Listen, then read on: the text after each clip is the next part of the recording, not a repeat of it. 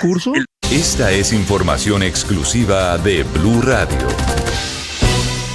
1:44. Esta es una carta que llegó hace algunos días a la Jurisdicción Especial de Paz, de las que les hablamos a continuación, en la que el que en época de las FARC era conocido como el canciller de esa guerrilla.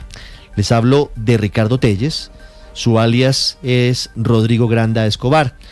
Este hombre que básicamente movía los tentáculos internacionales de la guerrilla llegó a ser muy importante para esa estructura y fue sentenciado como responsable de secuestros por ser de la cúpula de las FARC.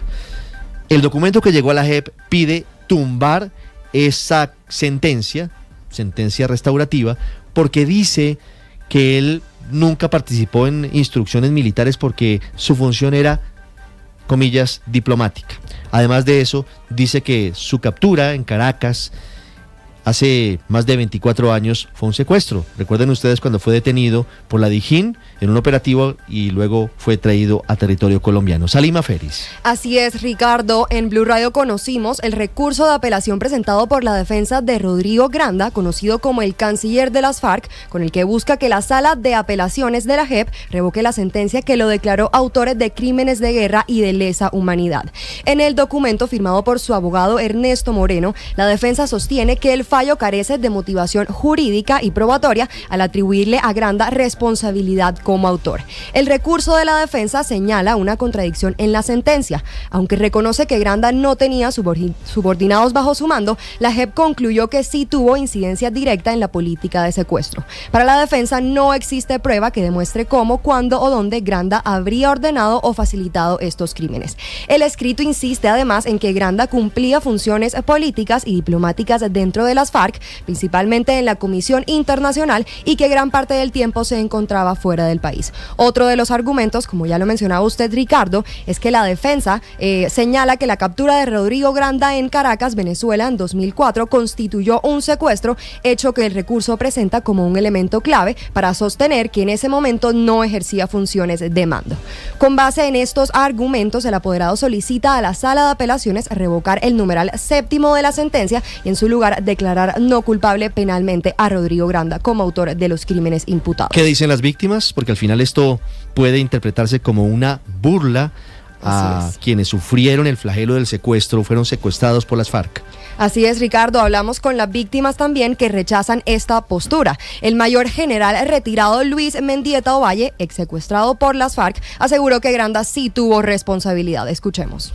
Indudablemente Rodrigo Granda siempre fue un miembro activo de las FARC, de la parte directiva, y desde mi punto de vista como determinadores de los casos que se presentaron de secuestro, pero también de esos crímenes de guerra, de esos crímenes de lesa humanidad.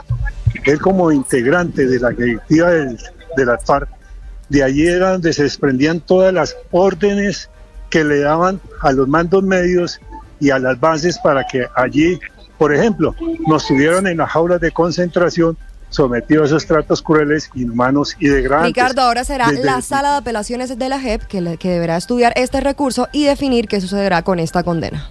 La salud de los colombianos en cuidados intensivos. Blue Radio informa. 1:48 p.m. y como si no fueran poco los problemas financieros que ya enfrenta el sistema de salud, ahora está afectado precisamente por las polémicas del gobierno del presidente Gustavo Petro. El ex superintendente de salud Luis Carlos Leal entregó nuevos detalles de los señalamientos que hizo el mandatario, esta vez en contra de Laura Sarabia, por supuestamente haber entregado hojas de vida para que nombraran a interventores en estas entidades de la salud. Catalina Vargas. Luis Carlos Leal, el ex superintendente de salud, apareció hoy para respaldar las afirmaciones del presidente Gustavo Petro, quien aseguró que Laura Sarabia fue quien hizo llegar hojas de vida para elegir interventores para las EPS. Leal ratificó cada punto y precisó, según él, quién le entregó los nombres de los posibles interventores. Jaime Ramírez Cobo, su asesor, era la persona que daba estas comunicaciones diciendo que era orden directa del señor presidente de la República y que ya tenía y ya contaba con el aval de la entonces directora del DAPRE, Laura Sarabia. Asimismo, aseguró que fue tiempo después cuando evidenció que esas órdenes sobre las hojas de vida no venían del presidente Gustavo Petro. En diálogo con Noticias Caracol en vivo, Lina Sandoval, abogada de Laura Sarabia, respondió a estos señalamientos asegurando que se trata de una campaña de desprestigio contra la diplomática. Ustedes saben cómo es la embajadora de meticulosa, ella todo lo documenta, ella de todo tiene trazabilidad. Los servidores públicos que son juiciosos, pues son los que se encargan siempre de tener una trazabilidad de todas sus actuaciones. Y esto es importante porque la Fiscalía ya tiene registros de unos chats y unas comunicaciones del 30 de octubre del 2024 donde queda claro que ella, digamos, no tiene ninguna intervención en el tema de la designación de esos interventores. Frente a la reiteración de que se escuche en declaración al presidente Gustavo Petro, la abogada señala que con eso buscan que se entregue más detalles sobre sus afirmaciones. En el Valle del Cauca, la gobernadora Dilian Francisca Toro le pidió al ministro de Salud que se dedique a mejorar la crisis y no a criticar a quienes él considera sus contendientes, sus opositores políticos. Estefanía Toledo en Cali. Pues Ricardo, la gobernadora del Valle, Dilian Francisca Toro, se pronunció sobre las declaraciones que hizo el ministro de Salud, Guillermo Alfonso Jaramillo, aquí en Cali, en las que la señalaba como responsable de hundir en 2 oportunidades la reforma a la salud y cómo estas decisiones influyeron directamente en la actual crisis financiera del sistema. La mandataria vallecaucana aseguró que el hundimiento de la reforma fue una decisión independiente del Congreso y que los problemas son responsabilidad del gobierno nacional.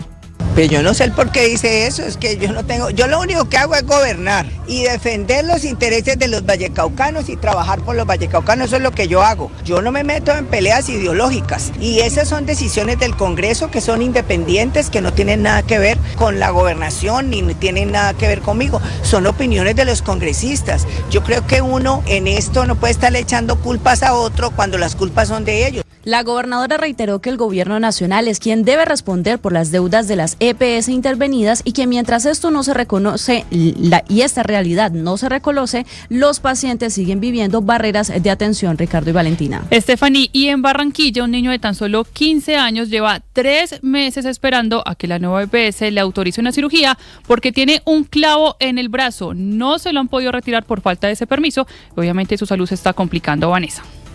Valentina, es muy lamentable la historia de este niño que en septiembre pasado sufrió un accidente cuando estaba en el colegio. Lo llevaron a una clínica de Barranquilla y allí lo atendieron con el recurso del seguro médico estudiantil. Debido a que fue una fractura tanto en el hueso cúbito y en el radio, esto requirió una operación y además que le colocaran un clavo. Servicios que tienen un alto costo. Por esto se terminó agotando el recurso que estaba en el seguro médico estudiantil y lo que le dijeron a la familia era que la nueva EPS tenía que continuar con la prestación del servicio y en este caso autorizar ahora el retiro del clavo, aunque esto debió ser a finales del mes de octubre, es la hora y todavía no le han hecho la cirugía. Esto es lo que dice Catherine Pérez, la madre del niño. La EPS no dice nada, es un silencio administrativo, o sea, cada vez que yo voy y a ver qué respuesta me tienen. Me dicen lo preocupante es que la salud del adolescente se está deteriorando porque incluso ya estaría presentando malformaciones en el brazo donde tiene la lesión, lo que podría generar secuelas permanentes si no se interviene oportunamente.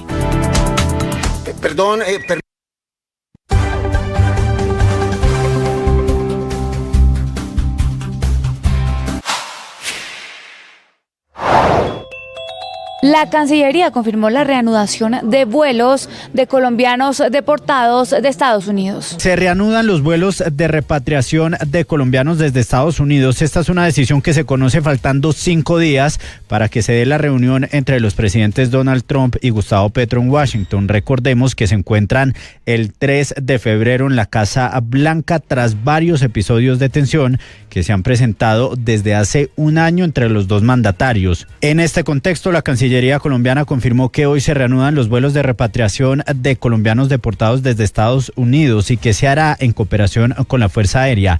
La Cancillería publicó una foto de 3 personas que tienen sudadera gris y son recibidas en El Dorado por funcionarios de Migración Colombia. Estos vuelos habían sido suspendidos hace un año, pues Petro dio la orden de prohibir la entrada al país de 2 aviones que venían de Estados Unidos con deportados bajo el argumento de que venían esposados y no recibían un trato digno. Y por eso El rollazo político con Andrés Carmona. Sin sorpresas, Juan Fernando Cristo, exministro de este gobierno, va a la consulta del petrismo el 8 de marzo, don Andrés. Así es, Ricardo, fue proclamado Juan Fernando Cristo como candidato presidencial del partido En Marcha, con la potestad de participar en la consulta presidencial del Frente por la Vida, la consulta que antes se llamaba Pacto Amplio o Frente Amplio. Escuche usted el elogio que le hace al gobierno del presidente Gustavo Petro, el precandidato Cristo. el rumbo y el destino del país.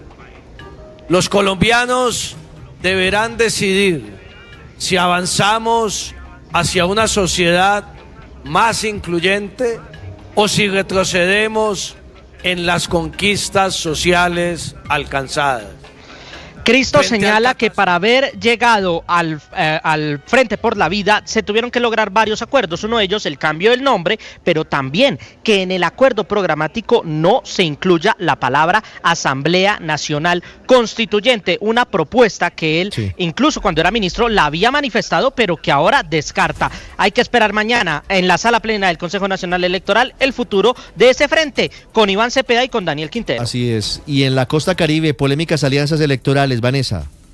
Le voy a hablar de tres, Ricardo, a esta hora. Por ejemplo, Saray Roballo, quien es, recordemos, congresista por el partido de la U, terminó haciendo campaña en los últimos días por el partido Cambio Radical. Según la información que nos dieron es que habría registrado a quien es el ex escolta de su pareja sentimental Emilio Tapia como candidato a la Cámara de Representantes por el partido Cambio Radical en el departamento de Córdoba. Hay que tener presente que el partido de la U no presentó listas este año. Por otra parte, también tenemos una alianza que llama la atención, la de la familia Torres de Puerto Colombia con la familia Calle de Córdoba, pues durante la segunda y tercera semana de enero se les vio juntos de correría por varios municipios del departamento cordobés en un trabajo que han compartido ampliamente por redes sociales. Y otra alianza que llama la atención es la de Milena Flores, esposa del polémico ex senador Musa Besaile, quien es candidata nada más y nada menos que por el Frente Amplio Unitario, la lista de Roy Barreras. Vanessa, y en Vilo se encuentra el juicio contra Luis Alberto Rendón, padre de la cantante Gracie Rendón. ¿Por qué, Kalila?